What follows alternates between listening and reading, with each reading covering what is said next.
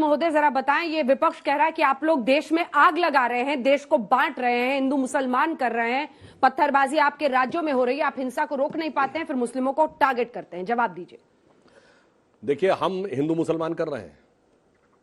ये जो बोल रहे थे जनाब ओवैसी साहब, ये जाकर सबसे पहले क्या बोले थे यूपी में? आपने जनाब गिरिराज सिंह को सुना कि नहीं? नहीं, हम बता रहे हैं उन्होंने क्या बोला था। इनकी पार्टी का नाम है मजलिसे इत्तिहादुल मुसलमीन, यानी मुसलमानों की एकता के लिए समर्पित पार्टी, और वह सेकुलरिज्म के लिए समर्पित है। यदि देश का प्रधानमंत्री कहता था मुस्लिम should have first right over the national resources of India, वो सेकुलरिज्म को समर्पित है।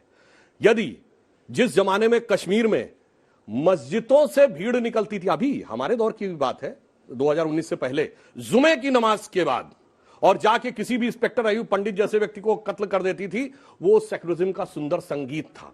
अब दक्षिण का बताता हूं, तमिलनाडु जिले का, तमिलनाडु स्टेट का पेरम्बूर जिला, उसमें कोलतार गांव 70% आबादी मुस्लिमों की हो गई, तो उन्होंने कहा मंदिर में पूजा बंद कर दीजिए, घंटा बंद कर दीजिए, हमारी धार्मिक भावना आहत होती है। कोई सेकुलरिज्म का सूरमा उत्तर से दक्षिण तक बोला हो तो बोलिए, बल्कि तमिलनाडु की सरकार ने मान लिया। फिर मद्रास हाईकोर्ट बीच में आया, उसने कहा यह कोई आधार नहीं बनता कि 70% हो गए इसलिए।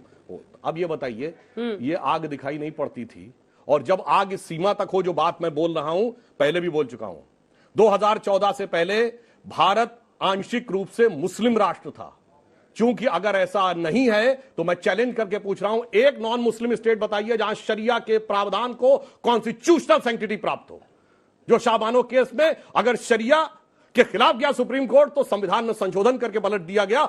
हलाला हो, महरम हो, ट्रिपल तलाक हो, ये सब के सब संवैधानिक दर्जा प्राप्त थे। अगर किसी को आपत्ति, को सेक्युलर देश बता दीजिए जिसमें ये सब चीजों को संवैधानिक दर्जा प्राप्त। अब बताइए आग कहां पे थी? लेकिन ये जो गिरिराज जी कह रहे थे उस पर आपने कुछ नहीं कहा। अगर अल्लाह को स्पीकर की जरूरत नहीं है तो हनुमान जी को चालीसा सुनने के लिए स्पीकर की जरूरत है। आप एक और देखिए, अब आप जैसे हनुमान चालीसा में कहते हैं जय हनुमान ज्ञान गुण सागर, हनुमान जी की स्तुति करते हैं। अब हमारे मन की बात है, अजान में क्या कहते हैं? अजान में क्या कहते हैं? अशहदु इलाहुल्लाह, अल्लाह के अलावा कोई इबादत के लायक नहीं है।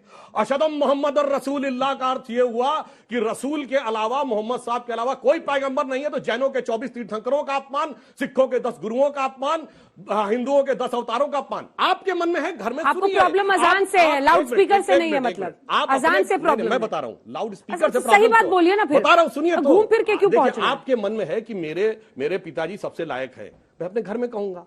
अब आप ये कहें कि मैं दुनिया भर को सुनाऊंगा, मतलब बाकी के नालायक हैं, तो इस बात से प्रॉब्लम है।